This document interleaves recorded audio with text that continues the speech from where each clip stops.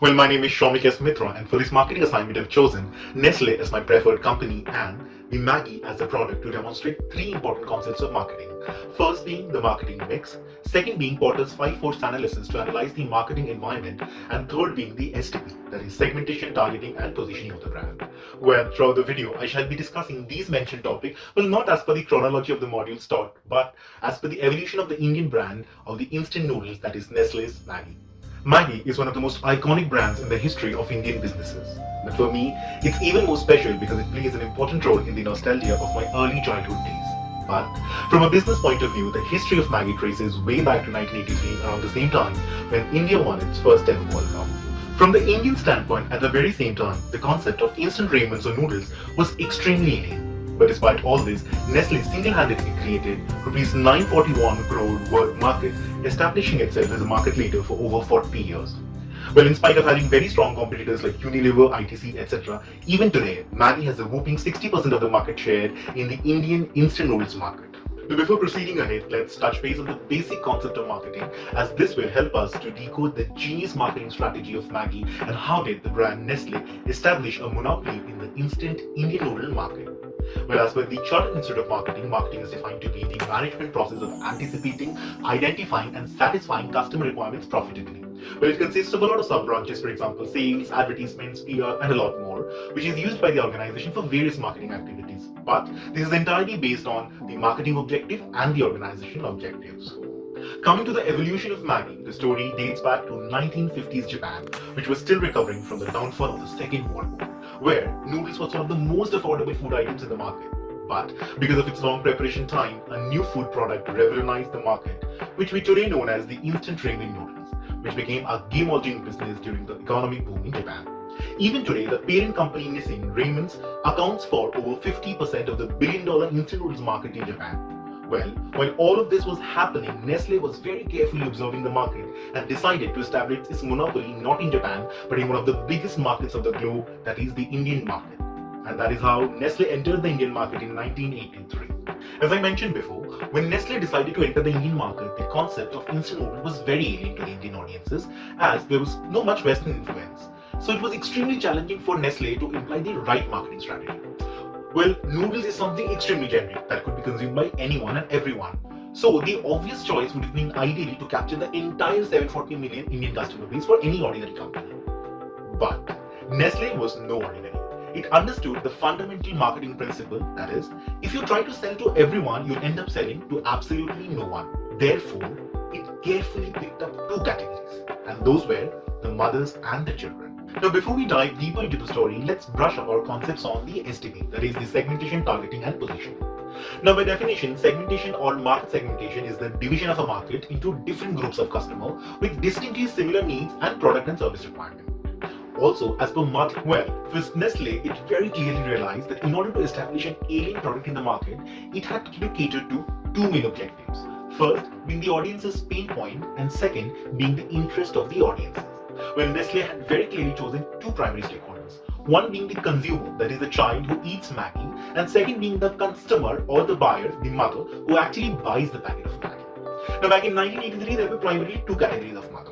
One was obviously the working mothers, and second was the homemaker mothers.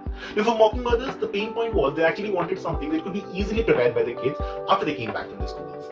And for the homemaker mothers, after a tedious day of doing household chores, they wanted something that could be easily made in less time and effort and yet produce a delicious dish for their kids. And for kids, after having a typical roti sabzi, that is the Indian bread and curry in their lunch hours, they really did not want the same to be repeated after school.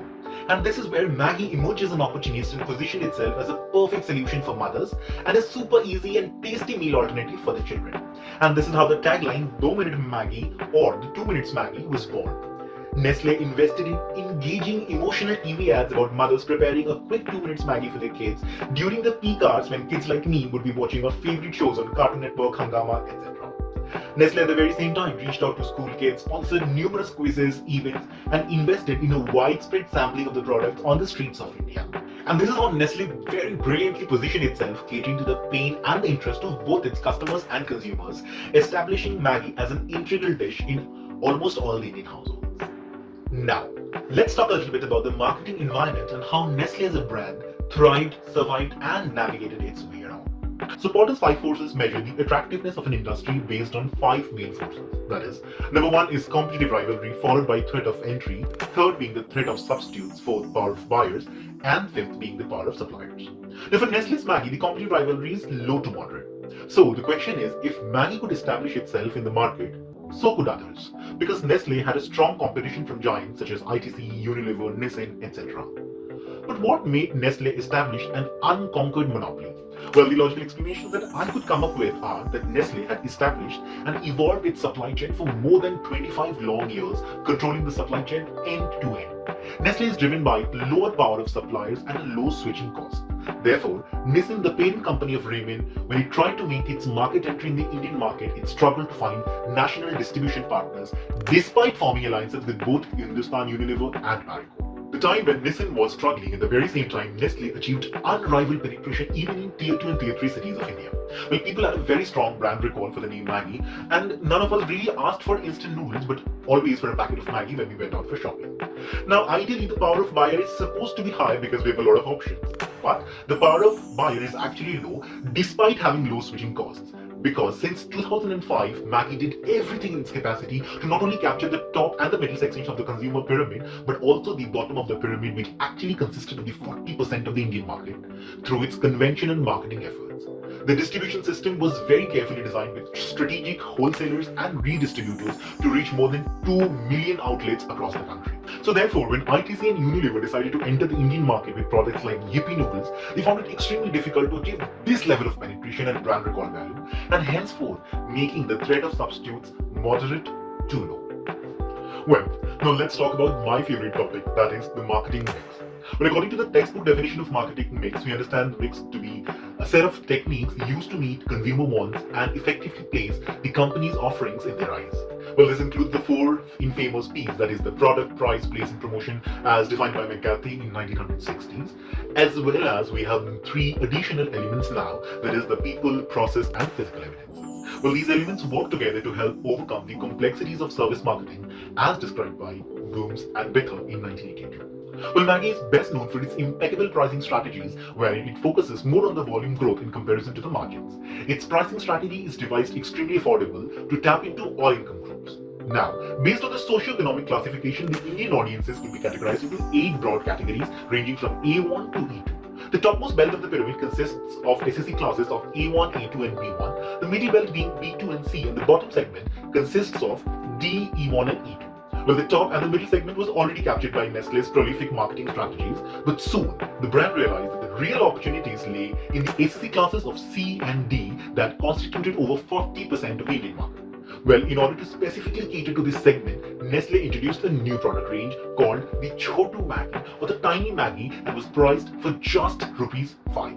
The communication was designed extremely carefully, and ads were broadcasted in vernacular languages to tap a specific section of the society, which in turn shot up the penetration statistics of Maggi from 45% to 71% for the C class and from 31% to 62% for the D and the E class in a span of just 4 years from 2006 to 2010. And in the span of the last 7 years, 110 plus products were introduced, which contributed to 5.4% of the entire sales. Trust me when I say this, one of the best promotional strategies that I've seen so far in my life was when in 2015 Maggi was banned in India for 15 days as it failed to maintain the food and safety standards. When people all across the country started showing a lot of hate, and just after this, Maggi vanished from the Indian market for 5 long months.